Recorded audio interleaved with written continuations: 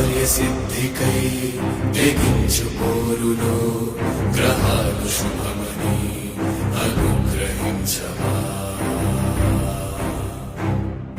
మాతృసేవకై తపించు త్రోవలో జగాలు జయమని ఆశీర్వదించవా.